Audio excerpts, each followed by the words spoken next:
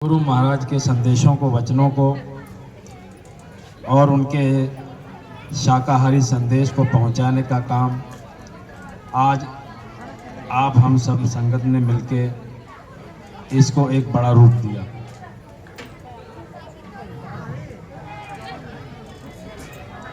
ये बहुत बड़ी दया हमारे आपके ऊपर पूज्य हुजूर महाराज जी की हुई कि एक ऐसी नई व्यवस्था में उनके द्वारा दिए गए आदेशों को मानते हुए आज ये कार्यक्रम इस जगह पे हुआ। तो देखिए, भौतिकवाद के समय में जहाँ भौतिकवाद का मतलब कि अपने शरीर का भरण पोषण पालन करने के लिए बड़ी बड़ी व्यवस्थाओं बना दी, छोटे घर से बड़े घर में आ गए, गांव कस्बे से निकल के नगर शहर में आ गए। इस चीज़ के लिए हम अपना समय बहुत लगाते हैं कि आज भौतिकवाद का मतलब कि सांसारिक विद्या प्राप्त करके कोई डॉक्टर बन गया, कोई इंजीनियर बन गया, कोई वकील बन गया, बड़े बड़े पेशेकार बन गए। संसार के लिए तो भौतिक विद्या बहुत जरूरी है, लेकिन इसके समतल एक और अध्यात्मवाद, जिसे साइंस ऑफ साउल कहा जाता,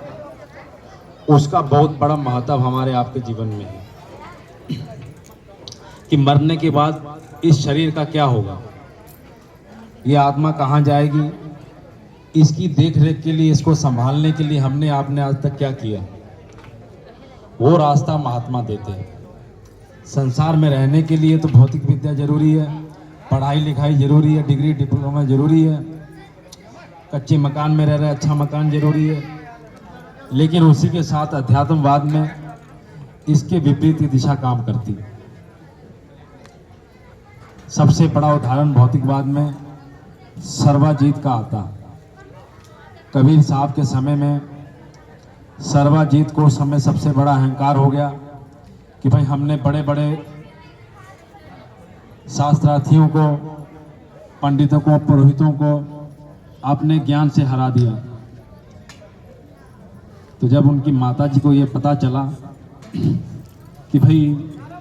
हमारे बच्चे में थोड़ा सा अहंकार आ गया कि ये खुद को बहुत बड़ा ज्ञानी, बहुत बड़े विज्ञानी समझने लगे, तो उन्होंने कहा कि भाई कभी आपने कबीर साहब से साक्षात किया? तो सर्वाजीत ने कहा कि कौन कबीर साहब, हमने कभी उनके बारे में नहीं सुना, कहाँ वो रहते, हमें उनके बारे में बताओ। तो माताजी ने जैसे कभी सत्संग सुना था, तो सत्संग सुनते सुनते बौद्ध हुआ, बौद्ध होते होते थोड़ी समझ पड़ी, ध्यान